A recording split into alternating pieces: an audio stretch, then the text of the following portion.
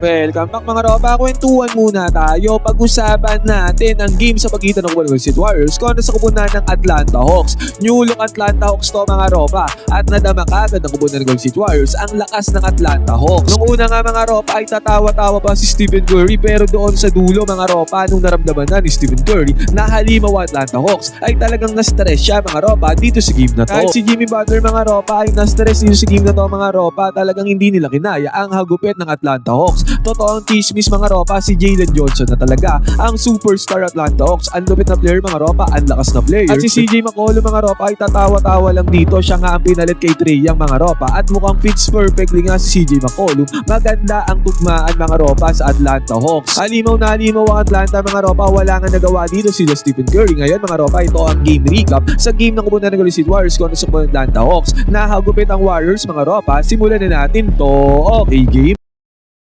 Ngayon mga ropa, sinimulan ni Stephen Curry ang talaan dito sa game na to mga ropa sa kanyang mid-range jumper, panis dyan ang defender. Yun nga lang mga ropa, si Jalen Johnson ay pinanis dito itong si Jimmy Butler. Contested 2-pointer yan mga ropa, pero still, pinasok yan ni Jalen Johnson. Basket is good. At gumana kagad yung magagandang pasa dito ni Draymond Green mga ropa. Ang gandang pasa ang ginawa niya kay Jimmy Butler doon sa may lalim, easy 2 points. At pagkatapos ito mga ropa, pick and pop gameplay kagad ang ginawa dito ni Stephen Curry at 20 post. Open 3-pointer mga ropa, basket is good. At after pa niyan mga ropa, bulusok nga kagad sa offense ang Warriors pagbubukas nitong first quarter. Ang gandang cut ang ginawa dito ni Quentin Post para mapasahan siya dyan ni Jimmy Butler. At dito sa may inbounds pass galing sa may baseline, split action play ang ginawa dito ni Quentin Post at Stephen Curry. Contested 3-pointer pero walang pakialam dyan si Stephen Curry. Kaya pagbubukas ng first quarter, 14-4 kagad ang score. Lamang kagad yan ang kupunan ng Warriors. Yun nga lang, konting space na ang kailangan dito ni Nickel Alexander Walker, pinsan ni SJ mga ropa, para sa may 3-pointer. At nagkaroon pa ng steal dito ang kupunan ng Atlanta Hawks. Jalen Johnson open lane, skies up for the slam dunk. At ang nangyari dito mga ropa, si Onyeka Okongwu ay nakakuha naman ng tear-ups dito. Nagkaroon nga ng run dyan ang kupunan ng Atlanta Hawks.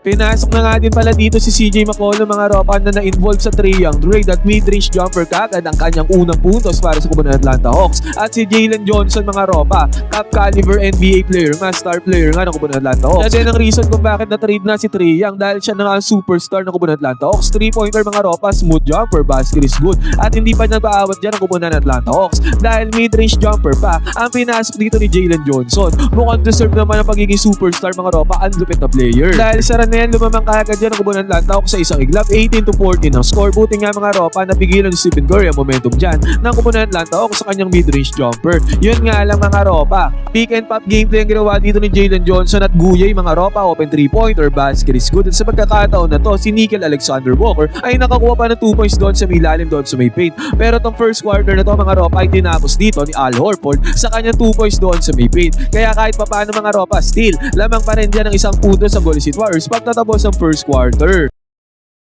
Pagbubukas sa second quarter mga ropa, bench players na tumirada dito para sa kupunan ng Golden State Warriors. Pinangunahan to ni Brandon Budiemski sa kanyang 3-pointer, basket is good. At after nyan mga ropa, si D'Anthony Melton, instant offense kagad ang pinundar dito para sa kupunan ng Golden State Warriors. At si Brandon Budiemski, ang gandang penetration, sabay pasa niya papunta kay GP2, easy 2 points yan mga ropa. At si Stephen Curry mga ropa ay nagmando din ng bola dito. Good penetration din yan mga ropa, sabay bigay niya ng bola kay Draymond Green. Kaya nagkaroon ng run dyan ng Warriors pagbukas sa second quarter. Timeout dyan ang kupunan ng Atlanta Hawks, 37-29 ang score. Pero after ng timeout mga ropa, biglang nabuhayan dito ang kupunan ng Atlanta Hawks. Nakakuha ng 3-pointer dito si Guyay, basket is good. At after nyan mga ropa, si Dyson Daniels ay easy ang floater dito mga ropa. At after pa nyan mga ropa, heto, si Reggie ay nakakuha din ng 3-pointer dito. Ang hirap biglasin ng apelyido, pero pumasok ng 3-pointer niya dyan, bulusok nga sa offense dyan ang kupunan ng Atlanta Hawks. Yung signature gameplay dito ng Warriors mga ropa, split action play dito sa may left side baseline. Nakita natin Stephen Curry ulit ang nag-show dyan papunta doon sa may cut. Easy 2 points na nagawa dyan ni Stephen Curry.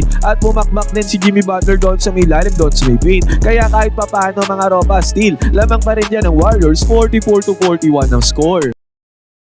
At after nito mga ropa, Jimmy Butler ulit ang tumirada dito para sa kupunan ng Golden State Warriors. Nakapagpuntar ulit siya dyan ng puntos. Yun nga lang mga ropa, pag-cut dito ni Jalen Johnson sa may gitna, grabe, slam dunk ang pinakawalan dito ni Jalen Johnson. Malahali mo no slam dunk mga ropa, ere parang Air Jordan, nag-hang time sa may ere. At sa pagkakataon din yan mga ropa, hype na dyan itong si Jalen Johnson. Maangas na ang kanyang postura mga ropa. At hindi pa yan dyan natapos mga ropa, dahil madali lang iniwasan dito ni Jalen Johnson ang depensa ng kupunan ng Golden State Warriors at after nito, si CJ McCollum mukhang fits perfectly para sa kupunan ng Atlanta Hawks. Mukhang win trade to para sa kupunan ng Atlanta at basic na basic mga ropa, walang kahirap-hirap. Jalen Johnson na naman ang tumirada dito para sa kupunan ng Atlanta Hawks. Halimaw na player si Jalen Johnson mga ropa, kaya pala talaga trinade si Trae Young dahil dito ang lupit na player. Buti nga mga ropa, nakakurot ng puntos dyan itong si GP2 dito sa may ilalim sa may paint. Yun nga lang mga ropa, finish ng Atlanta Hawks yung second quarter na to. 3-pointer pa dito ni Nickel Alexander Walker, basket is good. At itong si CJ McCollum mga ropa ay nakakuha pa ng buzzer beating 2-pointer mga ropa. Kaya itong first half na to ay natapos sa score ng 59-53. Kitang-kita natin yan, napapangiti na nga lang si CJ McCollum. Mukhang fits perfectly nga siya para sa kupunan ng Atlanta Hawks. Pati yung coach dito ng kupunan ng Atlanta mga ropa ay nakangiting tumatakbo dyan papunta sa may dugout. Jalen Johnson first half mga ropa, 17 points kagad ang dinala. Samantalang sa Golden State Warriors naman si Jimmy Butler ay 17 points din ang dinala. Pagbubukas ng third quarter mga ropa, still mainit pa rin ang kupunan ng Atlanta Hawks. Sunod-sunod na puntos nga ang kanilang ginagawa, lalo na doon sa may lalim, doon sa may paint. At si Dyson Daniels mga ropa, pagbubukas ng third quarter ay malaking damage yung ginagawa sa depensa ng kupunan ng Golden State Warriors. Buti nga mga ropa, naka-channing ng 3-pointer dito si Quentin Post sa may top of the key, pero still mga ropa, lamang pa rin dyan ang kupunan ng Atlanta Hawks. 70-61 ang score. At sa pagkakataon na to mga ropa, buti nga bumulusok bigla sa opensa ang kupunan ng Golden State Warriors. Sunod-sunod na puntos sa kanilang ginawa mga ropa. Si Jimmy Butler nakakuha ng 2 points dyan. At si Stephen Curry naman mga ropa, akala ko nga na-foul dito. Pumasok ang tirada dyan ni Stephen Curry mga ropa, basket is good. At after nyan mga ropa, nakakuha ulit ng 2 points dito si Stephen Curry. Kung at sa isang iglap, naging 72-71 ang score mga ropa, isang puntos na lang ang lamang dyan ng kupunan ng Atlanta Hawks. Yun nga lang mga ropa, si Jalen Johnson ay nakakuha naman ng smooth move dito. Swabeng-swabe mga ropa, easy-easy ang 2 points para kay Jalen Johnson. At sa pagkakataon na to mga ropa, dito nawalan ng identity ang opensa ng kupunan ng Golden State Warriors. Para bang hindi sila makascore dito mga ropa at walang mapuntahan ng kanilang mga possessions. Nag-turnover pa nga sila dito mga ropa. At ito ang magic bunot ng kupunan ng Atlanta Hawks. Kapapasok lang dito si Luke Kennard ay mabilisan lang, nakakuha ng right side corner 3-pointer, basket is good. At hindi pa natapos yan si Luke Kennard dahil dito sa may right side lumipat siya ng location mga ropa. Again na-feed ulit siya, open na open ulit yan si Luke Kennard. Pumasok na naman ng 3-pointer para kay Luke Kennard, easy money. Dalawang magkasunod na 3-pointers kagad yan mga ropa at hindi pa yan dyan natapos nung nagkaroon ng good defense dito ang kupunan ng Atlanta Hawks. Bumalik ulit doon sa first position si Luke Kennard dito ulit sa may right side corner 3-pointer. Pangatlong 3-pointer para kay Luke Kennard mga ropa sa pagkakataon na to ay pumasok. 12-0 run para sa kupunan ng Atlanta Hawks mga ropa sa isang iglap. 84-73 ang score. Lobo sa 11 points sa kalabangan dito ng Atlanta. After ng timeout mga ropa, ganun pa rin ang Golden State Warriors. Wala pa rin identity ang kanilang opensa. Pilit na tirada dito sa may top of the key ay nag-winters yan. At nakapitalize yan ng kupunan ng Atlanta Hawks. Nakakuha ng 2 points si Guyay doon sa may ilalim. At sinigundaan pa yan dito ni CJ McCollum sa kanyang perimeter jumper. At ang malapit pa dito mga ropa, pag-penetrate dito ni CJ McCollum, nahanap niya ulit si Luke Kennard dito ulit sa may right side corner 3-pointer. Wala ulit bantay dyan mga ropa, kaya pumasok, ilista na yan. Pang-apat na 3-pointer si Luke Kennard dito sa may game na to. Kaya itong third quarter na to mga ropa, bulusok talaga sa offense ang kupunan ng Atlanta Hawks. 94-78 sa isang iglap. 16 na puntos ang tambakol dyan ng kupunan ng Golden State. Ngayon mga ropa, fourth quarter chance dito para sa kupunan ng Golden State Warriors para bumawi sa bulusok sa opensa ng Atlanta Hawks. Yun nga lang mga ropa, itong fourth quarter na to ay sinimulan kagad ng Hawks. Sa 3-pointer dito ni Onyeka Okongwu, basket is good yan mga ropa. At after pa niyan, si Luke Kennard ay hindi talaga lumalamig dito. Sobrang init mga ropa, pang 5 3-pointers niya ay nakuha niya pagbubukas ng fourth quarter. Buti nga mga ropa, nakachani dito ng puntos si Stephen Curry, magkasama pa yung foul. Naipasok ang free throw pero still, tumatagintag na 100-81 ang score dyan. 19 puntos na tambakol dyan ang kupunan ng Golden State Warriors. At ang masaklap dito mga ropa, dito naman sa may left wing 3-pointer, again Luke Kennard na naman, pang-anim na 3-pointer mga ropa ay naibuslo dito ni Luke Kennard. At ang malupit pa dito mga ropa, pick and pop gameplay ni Luke Kennard at Onyeka Okongwu. Again mga ropa, pangalawang 3-pointer Onyeka Okongwu dito sa may fourth quarter. Bulusok sa offense ang kupunan ng Atlanta Hawks mga ropa, walang naging sagot dyan ng Warriors. Nagulantang sila dito mga ropa, nashock sila sa mga pangyayari.